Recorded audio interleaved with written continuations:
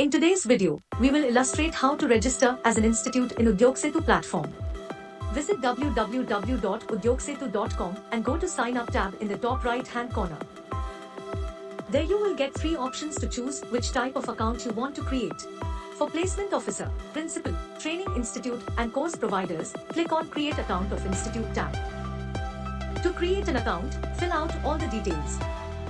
Enter your email ID, create a password with all the mandatory characters, enter your institute's name and contact number. Verify CAPTCHA and click on Register. After which a pop-up window will appear asking you to verify your registration. A confirmation mail will be sent to your entered email ID. To confirm the registration, click on the link sent to your email address. Clicking on the confirmation link redirects you to Udyogasetu login page. Once all the details have been entered, click on Login button.